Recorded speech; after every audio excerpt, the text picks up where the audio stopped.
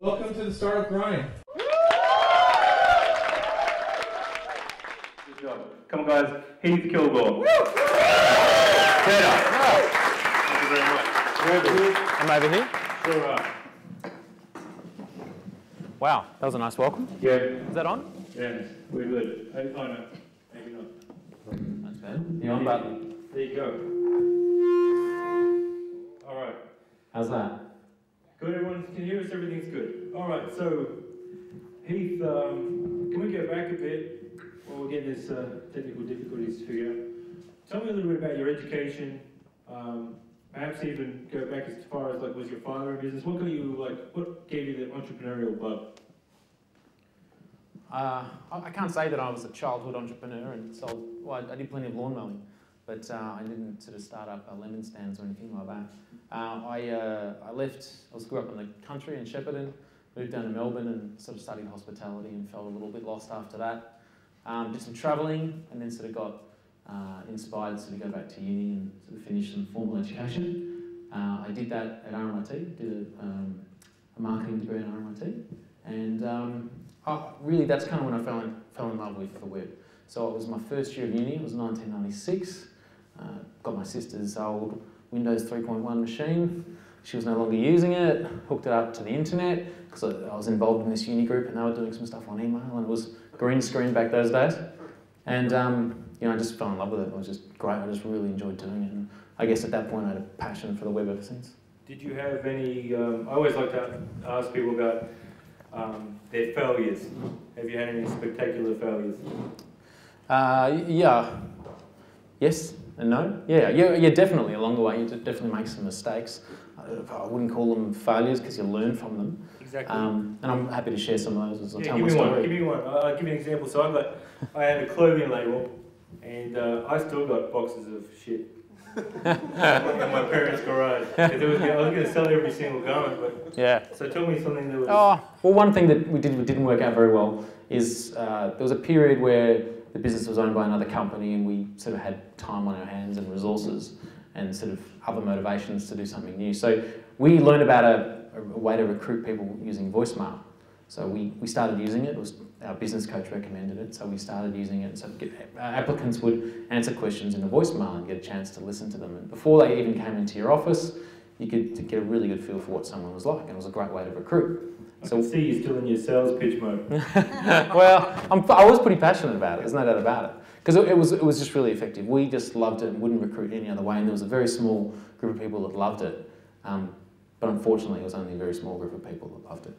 And so we went out and we tried to do all the partnerships with the big recruitment companies, the Seeks. And this was your own product? Yeah, our own product. It's called Boom Recruitment, yeah. And was this with the same guys that you started the other business? Same guys, yeah. All right. And we did this while we were doing Footytips. And yeah, we went out to all that. We did all the easy wins, right? We knocked on the doors of all the big recruitment companies and all the media companies like the Seeks and things, plus all the guys that ran the technology at the back end. And they were all like, well, we've never heard of voicemail recruitment before. That sounds really cool, but none of our clients are asking for it. So when it comes to the priority list, you're all the way down the bottom. And we went to, we sort of got a grant and went across to San Francisco and we sort of pitched that. We kind of, at the same time, we were about to acquire Footytips back, which I'll get to. And so our focus was changing. We got this grant, we went across to Silicon Valley. We had a great time at this conference, met some amazing people. Pitched to a venture capitalist in the coast, whatever the Sandhill Road circuit, whatever it's called. There's Ask Jeeves and Netscape and the logos behind us on the boardrooms, and we were like, oh my God, what are we doing here? This is ridiculous. But we did our pitch, and he sort of said, look, you guys aren't ready for VC. And we were like, yeah, we're not. And we went home, back to Melbourne, and we focused on Footytips again. But this was, you already had Footytips working at this stage? Yeah. They didn't give you any credibility? I did, yeah. But it was, oh look, I think neither of us, we were both about to have children. We needed to focus back on Footytips again. So we just weren't ready. Basically, one of us had to move to Silicon Valley, and neither of us wanted to do it. Yes, it seems to be the way that the Americans want you there. Oh, if absolutely. Money, yeah, if it's some US money, you've got to be there in the US. There's absolutely no doubt about it. Someone's got to make the move, and neither of us wanted to. Okay, so let's go back because I didn't know that they kind of overlap. So where the idea for Footytips, how did it start? When did you think this could be a business? And when you holy shit, Yeah. somebody just paid money to Yeah. do, how did that feel? Yeah. Okay. So I'll just sort of run through the story because it sort of winds a lot. There's sort of a lot of twists and turns in the Footytips story. So I was sort of talked to my interest in the internet at university, and Deloitte was offering a sandwich year, cooperative education year, IBL Learning, I think they call it. And Deloitte was doing one to run their website, some online marketing. And I was like, yeah, that's totally the job that I wanted. And so I spent some time at Deloitte doing their online marketing. That was 1998. And I saw people doing footy tipping online through software. And it was just kind of one of those no-brainer moments. It's like, footy tipping on the internet was perfect as a match made in heaven. It was just clear that you could get everyone in, multiple tipping competitions, get everybody in the world's biggest tipping competition, and it would be an amazing thing to do for online footy tipping. And it was just seemed like it wasn't really a matter if it would work. It really was a question of, well, what sort of business could you make around it? So I registered a domain name, footytips.com.au. I had to get a business name and then a domain name. It cost $200 back then, and it was a lot of beer money when you're a student. But I wasn't a developer. So having a beer in a pub with my now ex-business partner, Nathan. He was from Adelaide, but we're both in Sydney for something, and he's having a game of pool, and he says, "Got any ideas to make any money?" I said, "Well, I've got this domain name. It'd be pretty cool if we could get everyone in Australia one big tipping competition and allow them to, tip in multiple tipping competitions with the same set of tips. Thought it'd be a really exciting proposition, and we'd fund it through advertising." And he's like, "Yeah, that sounds great. Let's do it." And that was it. We just decided to do it there and then. Yeah, and he's a developer. He was a law student and a commerce student from Adelaide Uni, but he always loved computers and did a graduate program at EDS and learned some programming then. So, but he knew these guys in Adelaide that were the software developers, and we paid $5,000 to build the first version. So you got this magnificent domain name. You built this product. From there, how did you start getting some traction? How did you getting people to know about it? Yeah. Well, there's no Google wasn't really around even then. It was 1999. They would have just been starting. So it was like, so it was all. Even search engine optimization didn't really exist. There was no social media. There was no Twitter. There was no Facebook. Things went viral via email. So we got some mates around from uni, picked up the phones, picked up the yellow pages, and they started calling businesses and said, "Oh, I was wondering if we can speak to the person that runs a tipping competition."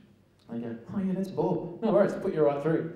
So we spoke to a lot of Bobs, and we gave our pitch over the phone that they should use our online footy tipping competition, footytips.com.au. You couldn't obviously get through to a bank or a AAMI or something with a 13 number, but there was a whole bunch of smaller businesses that still had 8-digit telephone numbers and kind of worked. And that was kind of really how we launched the business. So these guys were obviously they were handing out these paper things, and they were like essentially influencers. They already had the audience for you, and just kind of spread organically, I guess. Yeah, look, there was also back in those days a lot of URL guessing. Someone go, "I need to buy a dog." Well, I'll go to dogs.com.au. And that happened a lot, and I honestly think a lot of audience was just on a good domain name. Yeah. Right. So originally you weren't charging? No, the site was pretty much always free. Yeah. Yep. So when did it come to a point where you go, "Hang on, I think people will pay," or like? Yeah. So the first year we ran the site, we had 2,500 users, got zero revenue, and we just sort of funded it out of our own pockets, lawn mowing money. And then we got to the end of the first year and thought, well, what are we going to do? We never really thought past the first year. It was like, this is a great idea, this would be awesome, and then let's just do it. And then we got to the end of that first year and it's like, oh, we've had no revenue and we don't have much of a business. We're not billionaires. Well, we've got to do it again. So we launched into year two. So year two, we partnered with Fairfax. So I'd done a little bit of online advertising and I knew some guys at Fairfax. So I got on the phone and I spoke to them and said, "Look, we've got this great site. You don't have a tipping competition. It would be really good if you did have one." And so we did an alliance where they took their branding and applied it to the Footytips site. and we owned the customer, we owned the site, but they just took their branding all part of the Fairfax network. So they promoted it very heavily across their network, and that's kind of, I guess, phase 2. We went to 12,500 users the next year. Really, it was a partnership with Fairfax. And they were paying for the... Yeah, they paid us. Well, yeah, they paid us 20 grand for the year, which was great. It was like, we were loving it. It's like, well, you know, they give us all this audience and they're actually giving us cash, which was nice. So they gave us about $20,000, but that was pretty much the $20,000 to repay the expenses for that year. In terms of seed funding, I heard about these things called graduate loans, and I just finished university. And you could apply for a graduate loan, and they give you just a personal loan for a car, a suit, and a briefcase, and those sorts of things. And so I applied for that, and I got 20 grand. And that was our seed funding. Nice. And when did you kind of catch on to the term startup, or whatever? When did you think, hang on, I've got 12,000 users or whatever it says, I can make... When did it click to you that this could be something bigger than that? Well, got to the end of the year 2, and you know, we had more users, but we had 20 grand in revenue, you know, so we kind of broke even, excluding salaries. And there's kind of a big twist happened in the business. So we got a letter from the AFL saying, stop doing what you're doing, you're using our intellectual property, we have an exclusive licensee, and you need to immediately stop what you're doing. So how did you get over that? Well, long story. So it was really one of those moments where you just go, oh crap, we've worked for 2 years on this, and we never really even thought about the options of the fixture being the copyright of the AFL. We got some advice on it, and it was like, well, it's pretty grey. I mean, it was 2000 back then, so it was pretty early, and it's subsequently, the AFL don't have a case anymore, but back then we didn't really know. And it was a sort of a strange twist. So at the same time, Steve Bracks was unexpectedly elected into Parliament, and one of his platforms was that he was going to launch a national tipping competition. And what had happened is that one of his advisors was an ex-Tattersalls employee or executive, and sort of was pissing in the air of the Labor Party. No one thought they'd win, so let's make a licence part of our policy. So anyway, Steve Bracks comes into power. True to his word, he puts out a tender to run a tipping competition, and that sort of hit the papers, and I was like, wow, okay, here's a big change in the marketplace, in the market dynamics. You know, I've got to get a piece of this. So I got on the phone, and I called up all the different companies that I thought might be, might be pitching for this license, and see if there's something we could do, because it was like, we didn't want to give up on Footytips based on the AFL letter, but we wanted to keep going, but we need to do something different. And so anyway, so the next thing you know, I'm sitting in front of the CFO of Tattersalls, which was the largest private company at the time. I rocked up in my jeans, can't believe I did that. Within a month, we had a deal. That was a bit of luck.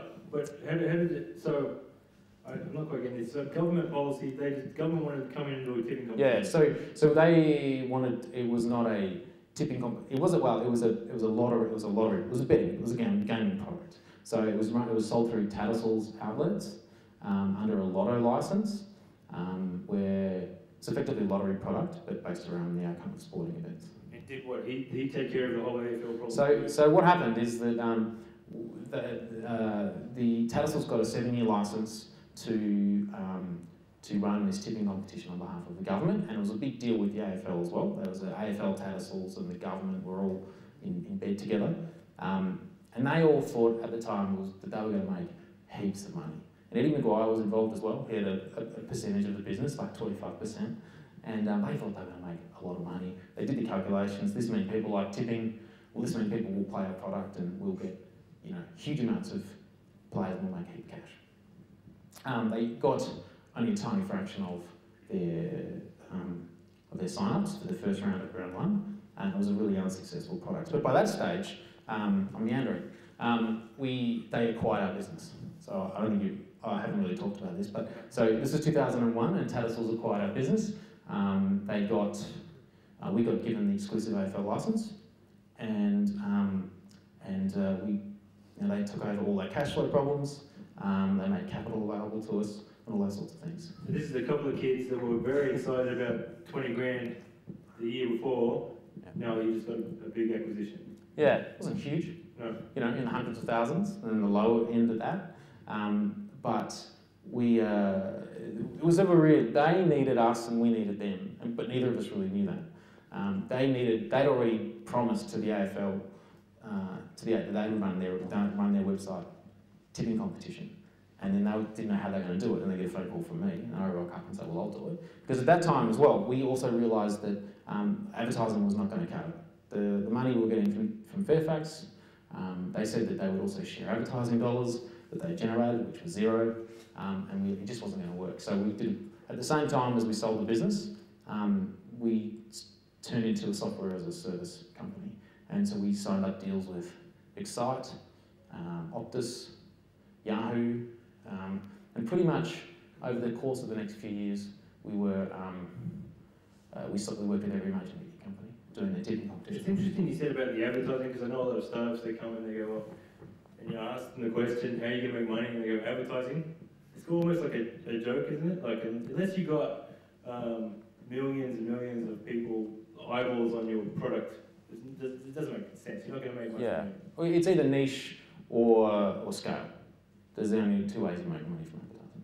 Okay, so the business was acquired. You guys were probably very happy with the money that you got. How did it come back to you? Go, I didn't like what these guys were doing with the site, or what happened? How did it progress to the ESPN? So we spent 6 years working with Tattersalls. Pretty horrible 6 years. It wasn't a great environment to work in for a couple of guys from a startup culture. But we knew that their product was very unsuccessful, and we knew that at some point that they would. There was no strategic reason for them to have that business, and we knew at some point that our time with that business wasn't done. So we just kind of continued to build the business and continued to grow it. We'll pay, consulting fees, and we'll pay bonuses and those sorts of things, and we just continued to run the business for about 6 years, knowing that at some point we'd be able to do a management buyout. Did your users that you had come in with the deal for them? Yes, yes, they did. And so I guess it was a really interesting phase of the business, and sort of goes about advertising. So for about that 6 years that we were at Tattersalls, we got pretty much zero advertising from our users, and we went from 12.5 to 40 to 60, 80, 125,000 users, whatever it was. We slowly continued to grow the Footytips brand without very much marketing at all, mainly through, we had some great search engine rankings, and it was mainly through word of mouth. And so the fundamental thing that we did different to everyone else was that we were also most of the time powering our competitors' websites. So AFL.com and Yahoo are using our back end, and we're using our own back end for our own site. But we understood that it was about the community. It was about the office tipping competition, and that's what we built our site around, and that's what we played our brand messages to, was around the fact that this is a community and you're doing it in the workplace. Most of our other clients were like, let's do a car. Let's give away a car, it'll be awesome, and everyone will join our tipping competition. And that's what they did. So they try and get the biggest prize possible, and as a result, it took forever, and the terms and conditions were delayed, and they would usually launch the tipping competition very late, towards the start of the season. Meanwhile, Footytips focus on the customer, go for way like an Xbox, just because our users wouldn't complain. And our users sort of went, well, Footytips is a great site, it's focused on the customer, doesn't have a great prize. No one believed they could win a tipping competition either. And that was the result of that's what Tattersalls learned as well. It was like, we're giving away a $500,000 first prize. No one believed they could win. You can win, can you tip 8 in a given week? Yeah, absolutely. Can you, pick the outcome of a game? Yeah, sure. But can you win against 500,000 other people, 100,000 other people? No one believes they can do it. Yeah. So you got a chance to buy it back. Yep. Now, what did you do there, and how did these conversations start with ESPN? Walt Disney. Yep. How did that happen? Did they come to you, or was that something that you decided to kind of approach people? Yeah. So I'll talk about the buyback. So Tattersalls, they were 6 years of their 7-year license. We put it up to the management and said, listen, this doesn't make sense for you to own it anymore, and we'd like to buy it back. So we did pay more than what we sold it for, but we sold a business that had $20,000, as you know, and it was turning over $1 million, well over $1 million by that stage. So it was a very different business. So we did pay some more for it. We refinanced our houses, every single bit of cash that we could get, borrowed some money for some family, and basically to pay the business back. And then we started owning it, and then we went into the cash flow issue. And those sort of 3-4 months, 5-6 months actually after the acquisition was a pretty stressful time as we sort of we knew the business was profitable, it was just a cash flow issue. So. How do you overcome that? Because I'm actually going through the same thing at the moment. Yeah. Literally got 200 grand approved from the bank today. I've asked for $500,000. Yeah. So you have like 3 piles of bills, and and these are the ones that have called lots of times, and these are the ones that don't call at all, and you don't pay those ones. Well, it's just the fact that your business is doing that well that you run out of money. It's like it's a good problem to have. Yeah. But it's like, who's going to help me in this situation? Yeah. Well, it was tough. It was pretty tight. Yeah, I woke up in the middle of the night with cold sweats. Was it the bank? Because I found it really hard to deal with. The bank. Oh, well, we went to the bank to try and get some finance, and not interested. I mean, our business at the time would fit on a CD-ROM. No bank is going to touch that type of business. And then, we thought, we could look at some VCs or some angels or anything like that, and just the amount of work involved in getting some external investors just seemed way too hard. And we knew we could just do it. Like, it was tough, but we went down that route. And it's the best thing that we did, because we owned, 100% of the business. So you got through the tough times, yep. Cash was an issue, now you could overcome that. And then come the advertising dollars. Yep. Yeah, so we could see that around that time, around 2007, that there was just a change in the online advertising industry. The companies were starting to spend, they finally got digital, and our audience was getting big enough that we could start to actually generate some money.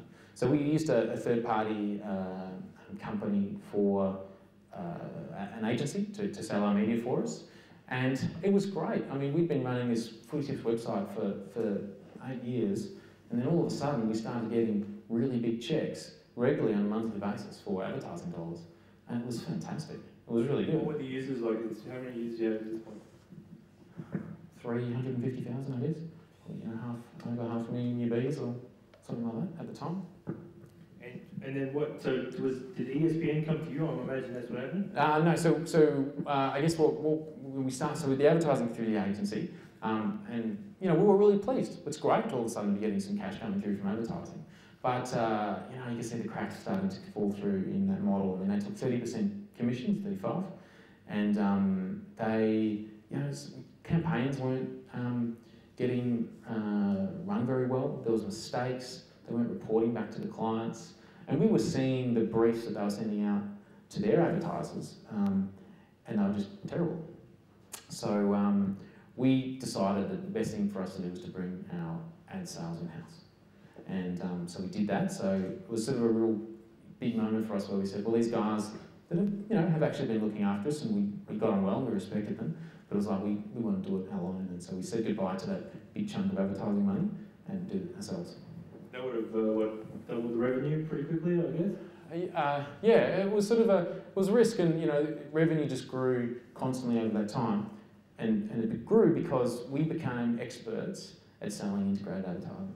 So we knew that was our little edge that we could do, is that the big sites can do banners and buttons, and they've got the standard IAB ad units. That's all they can do. Occasionally they might be able to do something a bit different than that, but it's pretty rare and very expensive. But we would get a campaign brief, and we would just throw it around internally. We'd go, oh, what can we do that's different? Let's do something really cool. Let's just blow the advertiser away. And we came up with some great creatives. Probably the best one was the Whopper for Whopper. So if you tipped 8 or 9 tips in any round, you got a voucher for a free Whopper. Anyone want a free Whopper here? Excellent, Dan, awesome. So it was cool, and it played back to the fundamental thing we knew about our community, is that no one thought they could win a tipping competition, and so but they all thought they could win tip 8 or 9 once or twice a year, and once they did, they got a Whopper, and it was great, and it changed the terminology around winning. They would say, oh, won my Whopper this week, and you see people tweeting saying, oh, I've got my Whopper, and things like that. It was cool. And that only happened. And then we pitched them the idea, and we said, we mocked it up, so this is kind of what we think might work, and we pitched it to them, and they went, great, we love it. exactly the way you've done it. And we just turned around, cut it up and put it live. It was cool. So you got it's a big client, Hungry Jackson. So yep. So you got some big clients that you're going direct with now. Then nothing's getting set aside to this third-party advertising company. Obviously, I guess your revenues going through the roof. Yep. And ESPN. ESPN. All right. Good bit. It's very exciting. Yeah. To me, it's like so that's kind of that was ultimately, and I talk about the importance of integrated advertising because ultimately that was really attractive to ESPN. So the backstory is, ESPN had only just recently opened an office in Australia. It used to be run out of Singapore. They have a big deal selling content to Foxtel, and maybe there's 2 people in the ground. And the guy that was running it, he'd just sort of been across to America and meeting all the execs over there. And one of the big head honchos goes, "Oh, so what's unique in Australia?" And he goes, "Oh well, everyone's into footy tipping in Australia. It's great. I'm in a tipping competition. There's this great site called Footytips, and it's really cool. It's a unique thing. Oh, that's really good. Blah blah blah." And off he went. And everyone else is saying, internationally, the only way ESPN is going to grow is through acquisitions. So we got home, and then a week later, our 2-page flyer lands on his desk. And said, "Oh, that's interesting." Looked through it, and they said to him, "Look, you're going to see 20 businesses before you ever do an acquisition. So just be ready for that." So he looked at it. Thought, "That's all right." He sent it across to Singapore, and they go, "Geez, that's all right." Sent it across to Connecticut. "Geez, that's all right." Goes across to Disney head office, and they're like, "Geez, that's all right." "Yeah, okay." And so they put an offer. So we ran a competitive tender process. It was a 2-page sort of brochure, I guess you'd call it. We sent it out to all the people in the industry, and if they signed an NDA, then we gave them the full 20, 30-page information. So you were actively trying to talk to them?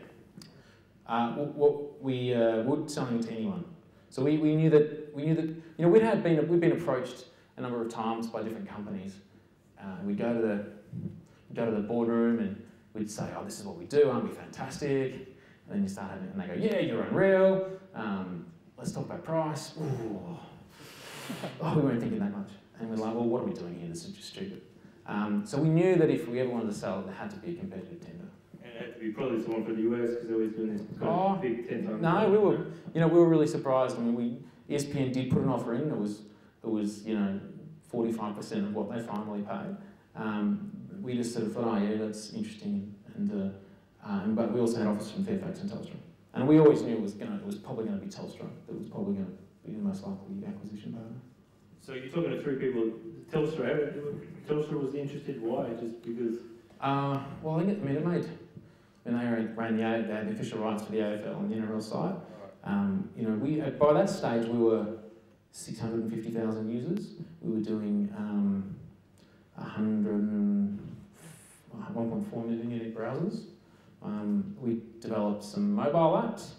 Dan from AFL Live or Footy Live is here, and they've got an amazing apps. And we sort of saw what they were doing, and we thought, "Oh, we want to also have a piece of that as well," because it looked very lucrative.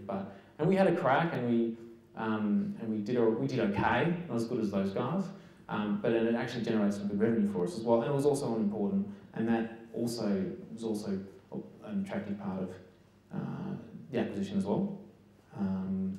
But yeah, so we thought Telstra would acquire it for it was just the biggest name in Footytips. They would see, what we saw is our numbers just continue to go like this on Footytips, our registrations, and all of our client sites, because we ran them, they kind of went like this, and about 2006, 2007 it peaked, and they all started going down like that. As people went, "Oh, you know what, Triple M, cool, it's an okay tipping competition, it starts late, it's got ads all over it, it's terrible user experience, let's just go to Footytips because everyone else is on there." And we really got that benefit of the network effect. So, coming back to the ESPN bit, second time around ESPN pushes this number in front of you, and I'm guessing you started smiling. Yeah. And then, and then what happened? So there's a conversation. Yeah. You have to try and keep cool for a second. We did we did management presentations. Telstra Telstra said they were interested. So you basically do a round of management presentations, and you present to them and they ask you lots of questions. We had corporate advisors that helped us put all our deck together and knew our numbers, and they were a really important part of that, and they were just critical in terms of getting a good deal for us, because they were like arm's length, and they could go hard in the negotiations, where we could pull back a little bit with the nice guys, because we've got to work with them at the end, but they were going to go hard and they got a better price. So you should always use an advisor to save business. So we had an offer from Fairfax, Telstra and ESPN. And the Telstra one looked okay. We were, all right, okay, there was a little bit of deferred consideration, but it was mainly, it was overall a pretty good deal. And we'd gone back and forth and back and forth. I think we'd had like offers back and forth. And so we were so close to doing it. And then we get the call from the guy from ESPN. It's like, oh, stop, we're still interested, you know, we want to put an offer. It's a great business, and they knew that we had a great sales team and they had nobody in Australia selling. So it was like they could acquire us with a sales team, and they've got a huge amount of inventory on ESPN.com, Cricinfo. I mean, they're the number, you know, in the winter, they were pretty much number 1 or 2 biggest network in Australia. And in the winter, they would just dip right down as Telstra took over with the footy tipping. So basically, we filled a really big hole in their winter months with our traffic, because we were very winter traffic. And so, you know, they just said, look, we don't buy this, there's nothing else in Australia that's independently owned. Maybe down over there at AFL Live, but He hates you guys. yeah, no, we're going well. We're going very well. And we can't. Our product's nothing like those guys. It's fantastic. So we weren't focused on it like those guys. But so anyway, so ESPN say, look, we want to they said we need 3 days, and then the offer came in. It was 100% cash with a 12-month earnout or 12-month employment, and we said yes. Fantastic. So I think that's kind of the start of the dream. I think that's what brings guys here every month. Is that, you know, the idea that you could build something that you love and then be acquired for multi-millions of dollars and live the dream. Because I know that you couldn't come last month, for example, because you were busy skiing. I was, yes. Not in Aspen or anything. I think around Buller. I don't think it really, you know, it's a bit different. So you kind of lived this startup dream, sold it to a big company. Now you're in a position where you're investing into the community. You want to talk a little bit about that, and then I'm going to open it up to you guys. Yes. So I've been involved in a couple of businesses since. One just as an investor, and it's health.com.au. And I'll just tell the story because it's just a great story for startups, for entrepreneurs to learn. So obviously I select, and there's a whole bunch of health providers, you know, private health insurance comparison sites out there. And some of the guys at I Select saw that, okay, there's some of these, there's a bit of a hole in the market because there was not always great policies that fitted the search. And so I said, well, maybe we'll create a health fund. So the series of policies that are optimised for health comparison sites. And so they did that. So it was the first new health fund in 30 years. Can you give me an example of how it works? Just health, like HBA or Medibank, same thing. Oh. Yeah, you just pay X per month and you cover with health insurance and extras. So it's pretty, you know, it's a totally old school product, but it was a complete sort of agile business. You know, like you go in their office and they've got, you know, agile, they've got cards on the wall, and this is the CEO sort of doing all the planning. It was really cool to see, and they're using some fantastic tools. They're using Google Apps, and it's like, you know, health insurer using Google Apps. I mean, it's cool. You know, it was just, they nailed it. So it was sort of disruptive in a way. So they've done very well. They just won Startup of the Year. That was a good plug for us. I love Google. Yeah. Yes. And they just won Startup of the Year, the Telstra Startup of the Year, and they're sort of doing about $40 million annualised revenue. Wow. Yeah. And what, like, so you're heavily invested in that? No, just a little bit. A little bit? Yeah, but I'm very active in another business called Punter's Paradise, and sort of not long after I left Footytips, an opportunity came in. It was a site for horse racing enthusiasts and social networking, form guides, odds comparisons, etc. We've been going for about 5 years, and there was a partnership dispute. I could no longer work together anymore, and I was able to sort of invest and buy out the other partner. Nice. something that you enjoy doing. Well, yeah, I mean, sports stuff, not yeah, playing out not really the betting. I've never really, I think betting's a little bit crazy, but yeah, I really enjoy the startup side of things, and it's an amazing business. In terms of a startup perspective, it's completely in Amazon in the cloud. You know, daily releases. It's completely agile. It's sort of everything that you would do if you were running a startup now would be run by this business. So it was really exciting to be involved with that. And I guess with Footytips, you know, we had some legacy things and we maybe weren't able to move as agile. So it's really nice to be involved in a very agile business. Cool. I'm going to open up to you guys and get a few questions going if you want. Yeah. By all means. Yep. So, you go. I'll just ask a quick question. When it comes to the actual sale, you said use corporate advisors. That generally has a relatively negative connotation in terms of percentages. How much did they swipe from you? Yeah, it was about maybe 1.5%. I'd like to find out. It's a good question. I was going to ask you. Yeah. Because it's a big deal. Yeah. And then, like you said, they keep that distance and help you. Yeah, they're able to. I mean, they're like, you don't want to be negotiating hard with the people that you need to work with. You know, our advisors were able to. You know, we had a very sort of maybe 8 months between the offer that we accepted and closing the deal. There was a whole bunch of issues that came up with the contract, and they wanted some retention amounts, and it was all just sort of not what it was all. So it just got a bit out of hand and took sort of 8 months for it to pull it off. And during that time, you know, it was our advisors that were sent in there to be the attack dog and was to you know, try and get the best outcome for us. And they hated him at the end of it. But that's okay, that's his job. They respected him, but they didn't like working with him. But then he was able to leave, we got what we wanted, and we were able to come in with a fresh, you know, approach and work with the management. That's worth paying 1.5%. Yeah, absolutely. Yeah, well, we definitely got 1.5% more for the business than what we would have got had not using them. No doubt about it.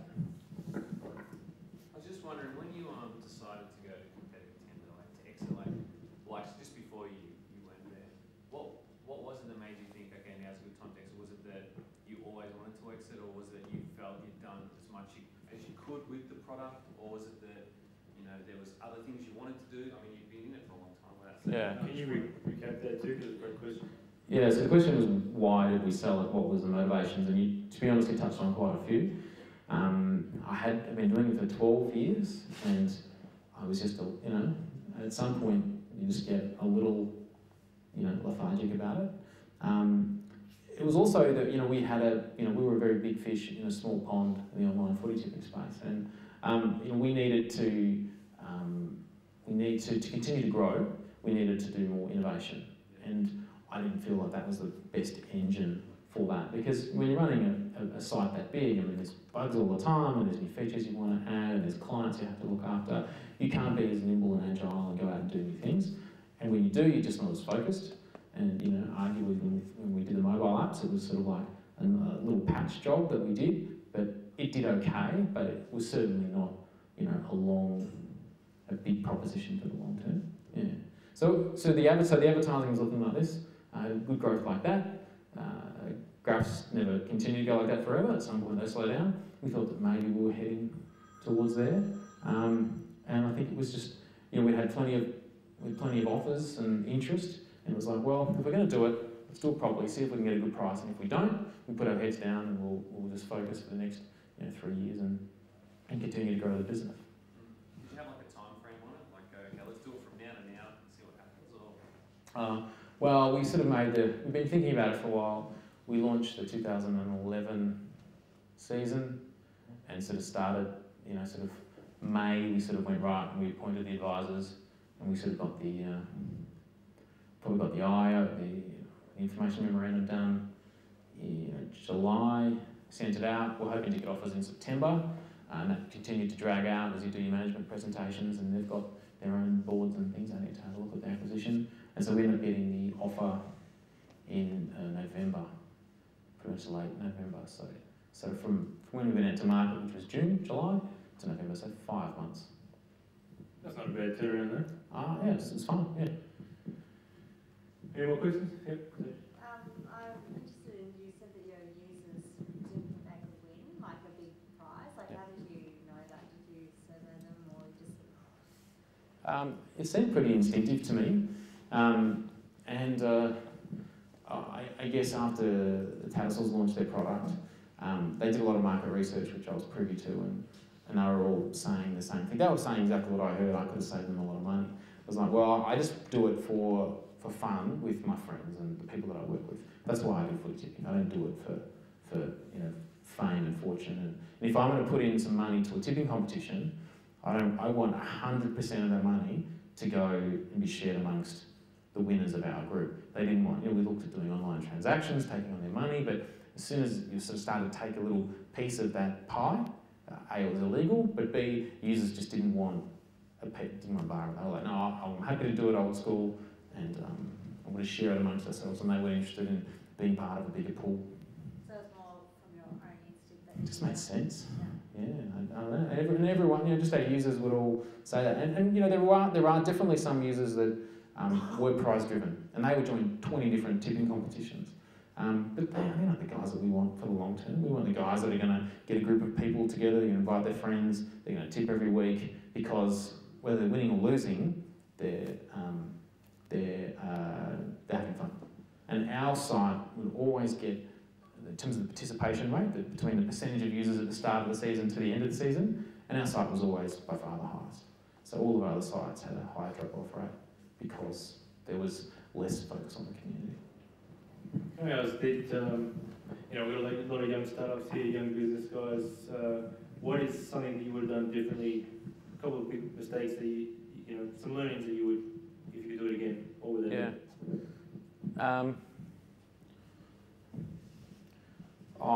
I think focus is kind of really important. When we were we talked about that stage when we were owned by Tattersalls, but we were still had some other options going on. We started an email marketing business as well, which was mildly successful. We generated over $100,000 a year. It was kind of cool. But again, that could have been a bigger business. I mean, it's a pretty competitive space, but it saved us money and we were able to generate some income from it. But it was never going to be a big business because we weren't focused on it. And the same with the recruitment service. It was like, we tried for the easy wins and they didn't come. So you really got an option at that point. You work really hard to make it happen, or you give up. And so, and we just bought the business back from Tattersalls, and arguably there was a lot of blue sky in the recruitment business, but there was a really solid business to be generated out of the Footytips. So focus, I think, is really important. Nice. I want everyone back on their feet again, and we're going to do a big thank you for Heath for coming along. Thank you very much. Thank you.